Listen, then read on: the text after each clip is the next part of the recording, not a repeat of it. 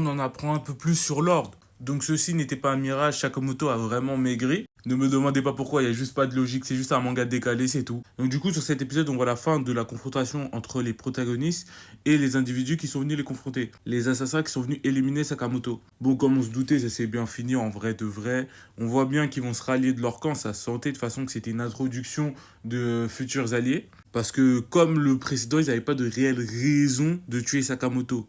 Et en général, un manga, quand il commence, souvent il installe des alliés et il les fait passer pour des antagonistes au début. Et franchement, encore une fois, niveau animation, niveau gestion aussi de l'histoire, c'est bien. Puis en même temps, on utilise ce qui pourrait être les méchants du coup du manga, les antagonistes possibles, l'ordre. Tu vois bien que eux, contrairement aux autres, ils sont vraiment tarés, tu vois. Tu sens que eux, ils sont loin. Maintenant, reste à voir qu'est-ce qu'ils vont apporter dans le manga. Ça se trouve, ça sera pas réellement eux, mais je pense qu'ils vont jouer un rôle clé quand même, étant donné que Sakamoto lui aussi a fait partie de l'ordre. Et en général, quand ça commence comme ça, tu sens qu'il va y avoir un bon affrontement. Après, il y en a quand même un qui semble être dans leur camp. J'ai oublié le nom du coup de celui qui est à côté de Sakamoto. Mais les autres n'ont clairement pas l'air d'être sur la même longueur d'onde.